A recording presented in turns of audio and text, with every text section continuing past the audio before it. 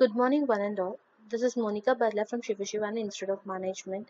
Today I am going to present about Infosys company.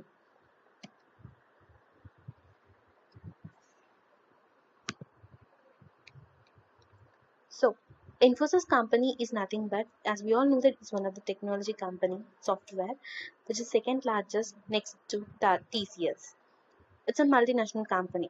So, it has remarked itself for the revenue. In 2017, it has good amount of revenue built up, and it is 596th largest public company in the world based on revenue. On 2019 March, its market capitalization was 46.52 billion. Now let's see some facts and figures of the Infosys company. Total revenue was $12.7 billion, and it has remarked in 47 countries. That's a global worldwide, and it has 239K plus employees in 39 years of plus experience, and it has 148 customers and 99% of repeat businesses. Now let's see a few milestones about Infosys company. It's incorporated in 1981 in Pune and was the first Indian company to be listed in Nasdaq. And then in 2006, it's in India's largest secondary of offerings of 1.6 billion. In 2018, 2 billion capital return was acquired. And in 2020, it has acquisition of a company of kaleidoscopic animations, which was release of surgical equipments. And you can see here the local address is nothing but it is in Bangalore and next to SBI Bank. Now let's see few strategic analysis of Infosys. You can see it's covering in 46 countries globally, and that's the reason you can see one of the corporate levels and then global delivery model moving up the value chain. Nothing but it has been moving up in the value chains in all the situations, and PSPDP model and generic strategy is nothing but low cost differentiation. It has a lot of focus. Grand strategy is nothing but analysis matrix and market penetration strategy and market development strategy and product development strategy. Because of all these strategies, it has unique brand name in the country, as well as due to all the strategies and unique productionization, the cost was also very less. It is able to provide a good services to its clients. Now let's see for the vision.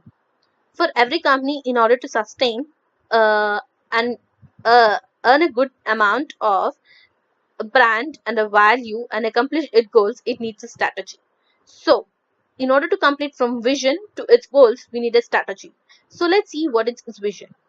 A vision is nothing but a globally respected corporation that provides the best of breed business solutions, leveraging the technology delivered by the best in class people, and then followed by the leverage, the culture it has been towards its clients and the employees. And what we will do by this?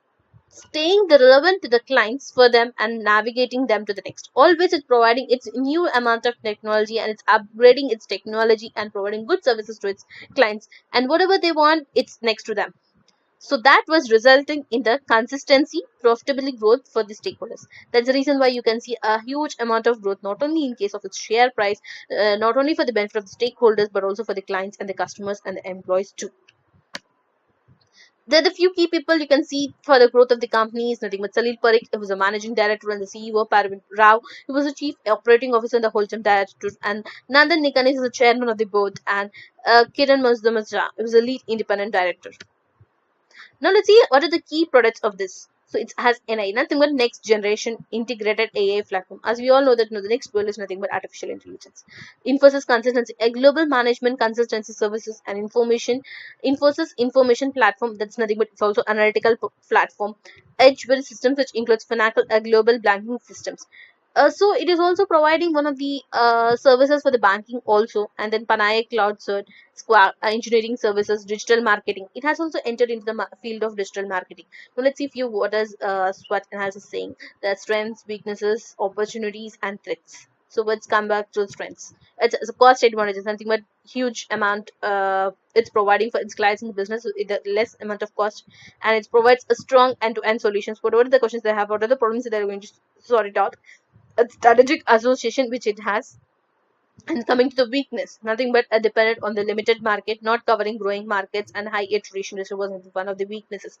And then coming to the opportunities, invest in the young technology companies, growth in span on digital transformation. Always it keeps on concentrating and focus on the digital transformations, increasing the demand for the cloud-based technologies and even artificial intelligence. Also focusing on the emerging market, as now we can see that all around the automation, all around the analytics. So it was a large amount of focus on that, and the threats, nothing but intense competition. As we have seen that so many software technologies are coming up, even as startups and so many in the worldwide. So that was one of the threat for the Infosys company, and change in US immigration laws, and then rising wage inflation in India. Because of inflation, the purchasing power also get reduced, and there is a lot of impact in the economy. Now let's see the product development strategy. It has current market in USA and Europe, and the new products was consultancy and package implement services in relatively growing sectors, especially in healthcare, life sciences, aviation sector, and KPO services. Also, it's not only in banking sector; it's also paving a way for its long run in all the different sectors. And recommendation is nothing but concentration on the building expertise in these domains, but strategic acquisitions. All we can say that the strategy was built by it was acquisitions. So you can see as much as possible it's trying to acquire a new companies in different fields. In that way it's going to sustain in the long run with entering into different sectors and different markets of by acquisition different companies. So the better the acquisition company, the better its growth. Now let's see the Fortress 5 forces model. So threat of the substitutes was a medium level. So the other offshore locations such as Eastern Europe, the Philippines and China, and the pricing was also one of the substitute. Because when there's a huge competition, in order to sustain the competition and gain a competitive advantage in the market, other companies may play a key role for as one of the basis of the price. Bargaining power of the supplier, so high to low. We can see due to the slowdown and the job cuts and the layoff and the leaks on. As we can see the current pandemic situation of the COVID. No longer demand and supply of IT professional, vast talent pool, freshers and experiences was also one of the can make bargaining power of the supplier. Barriers to the entry was very low. You can see that the entries are very low. That's the reason where you can see a huge amount of startups and new organizations are coming into the software development sector. Low capital requirements and the large value of chain and space for the small enterprises also. Bargaining power of the customers was very high because a large number of IT companies. So when there is a huge amount of demand, automatically there will be a bargaining power of the customers comes into the picture, and a huge decline in the IT expenditure. So rivalry among firms is also high. As a high competition, there will be rivalry also. The low cost, little differentiation, positioning, and strong competitions. Few number of large companies were also there. So let's see what is the pestle saying. So political, economic, social, environment, and technological. So in political, you can see that it's completely has 18 offices in the United States of America, and the company reforms relationship with the 15 countries associated with the government. So India's relationship policies with this, we can see there's a lot of harmony and development and relationship between other countries from India also. Through this, we can see there was a huge political changes and country's development and friendship was also sustaining in this in the, not only the business one but also the friendship. So then economy, you can see that it has been second fastest economy in the world, and the economical condition you can see there is the IT sector which was a contributed overall 7% of the GDP in India. So this is also one of the main sector for providing the huge amount of GDP growth.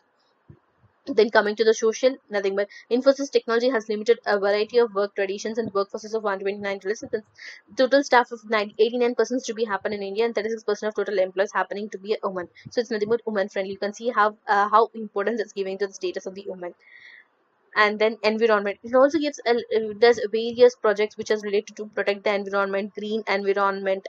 And also we can see it has headquarters in Bangalore statements, which was major water crisis, and it is assumed it might shortly become a dry city also. But still it's trying various projects and in order to sustain itself and also protecting the environment, and analyzing it to make it correct usage of resources also. And then next, technology. As we also in IT, it's automatically a technology, but still it has been shifting to their focus towards artificial intelligence, because all over the market is nothing but artificial intelligence right now. And then the company also provides the services in all the essential elements in the technology industries. So it also focusing on NI, it's nothing but next generation of AI. Now let's see the BCG matrix of India. So the growth rate and market share. So the growth rate was high and the market share was high. That's for the aware products. And the growth rate was high and the market share was less. That's for the maintaining package implementation. And there was nothing less in growth rate and the market share, which was nothing but none. And then coming to the low growth rate and low market share was consulting, BPO, and KPO comes into the picture. And the few other, these are the few major competitors of the like Tata, TCS, as we can see it's in the first place, Wipro, HCL, HCS, Tech Mahindra, Mindtree, and Oracle Financial Services.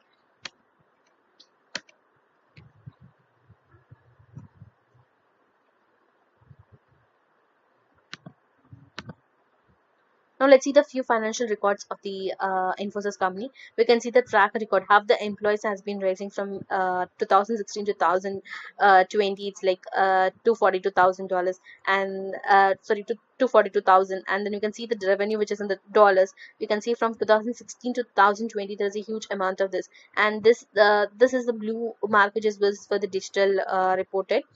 And then you can see operating profit was also rising from 2.4 billion dollars to 2.7 billion dollars, and the free cash flow was also increasing from 1.4 billion dollars to 1.9 billion dollars. Capital allocation policy, see, it has a huge amount of dividend per share, DPS, and also even in this pandemic situation and all the situations, it is giving more importance to the stakeholders. So it's providing a dividend and all those things have been happening. See, every year it's trying to give a dividend, and they're also increasing dividend payout ratios. Dividend per share was also 3.3 times of X. And you can see capital return to the shareholders also. We can see there is a regular dividend and special dividend and buyback also. So you can see the buyback was happened in 2018 and 2019. And then coming to the shareholder value creation, here you can understand how much great importance it's giving to its client, not only to the client also but the shareholders also. You can see the Nifty price and then Infosys price, and then 5 year start Nifty 50 was 3.27, and the Infosys was also rising. So here are the few charts of income statement and the ratio analysis, how the EPS was growing day by day, and the return on equity, return on assets, 3 year CAGR, 3 year profit, and dividends per share also. We can see a very good amount of increase. You can see notice in 2021 compared to the previous years. And also we can see there was a little very less amount of 3 years of CAGR profit, uh, all just because of this pandemic situation, but it was able to reach good amount of in case of sales.